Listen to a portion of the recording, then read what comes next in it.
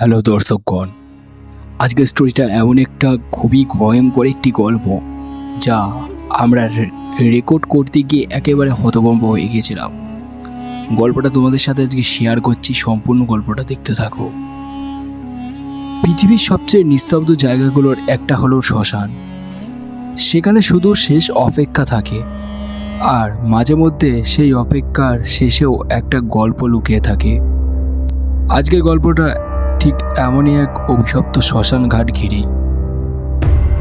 জায়গাটা দক্ষিণবঙ্গের একটা অখ্যাত গ্রাম জলেশ্বরপুর। গ্রামটা খুব একটা বড় নয়, কিন্তু একটা পুরনো শ্মশান আছে গ্রামের ঠিক পেছনের দিকে। নাম হচ্ছে নিশির পাহাড়ের ঘাট। বলা হয় যে কেউ ওই ঘাটে একা চিতা দেয়, তার ঘরে আর আলো জ্বলে না।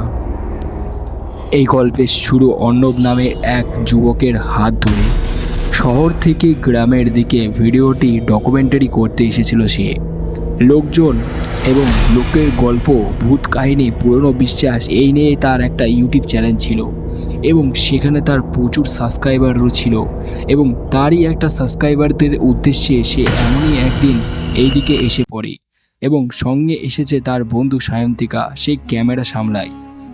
গ্রামের এক বিধু মাসি ওদের সাবধান করে দিলেন, ঘাটে একা যাবি না বাবা, রাতের বেলা কেউ চিতা দেয় না, আর যেটুকু দেয় তারাও ফিরতে পারে না। অর্ণব হেসে উড়িয়ে দিল। সে ভাবলো এগুলো গায়েরই গুজব ছড়াচ্ছে, এইভাবে বলল সে। তবে এটা অর্ণব একদমই বিশ্বাস করলো না যে বৃদ্ধটার কথাটা। তবে রাতটা অন্য কিছু নিয়ে অপেক্ষা করছিল ওদের জন্য। সেই রাতেই একজন অচেনা লোক এলো, নাম বলল রতন পাল। সে বলল, আজ রাতে আমার বাবার সৎকার করতে হবে। রতনের বাবার সৎকার করতে কারো সাহস নেই, আমি একাই নিয়ে যাব, আপনি চাইলে ভিডিওটি তুলতে পারেন। এরকম বলে সেই ইউটিউবারকে মোটিভেশন বাড়ায় সে, এবং অর্ণব রাজি হয়ে গেল। রাত 11টায় তিনজন মিলে গেল নিশি পাহাড় ঘাটে। সায়ন্তিকা একটু অস্তিত্বে পড়েছিল, কিন্তু কিছু বলল না। ঘাটে পৌঁছে সৎকার শুরু হলো, এবং গা খিনখিন করে গন্ধ এবং চারিদিকে নিস্তব্ধতা। অর্ণব ক্যামেরা অন করে ভিডিও তুলছিল, কিন্তু হঠাৎ একটা শীতল হাওয়া বয়ে গেল। চিতা জ্বলছিল, কিন্তু চারিপাশে হাওয়ার শব্দে যেন আগুনটা নিভে যেতে চাইল। সায়ন্তিকা চিৎকার করে উঠল, এবং অর্ণব কেউ একজন আমাদের দেখেছে এরকম বলে। অর্ণব তাকিয়ে দেখলো দূরে ঘাটের প্রাচীন গাছটার নিচে একটা ছায়ামূর্তি দাঁড়িয়ে। লম্বা সাদা ধুতি পরে আছে, মুখে কোনো চিহ্ন নেই, শুধু চোখ জলজল জোরে আগুনের মতো জ্বলছে।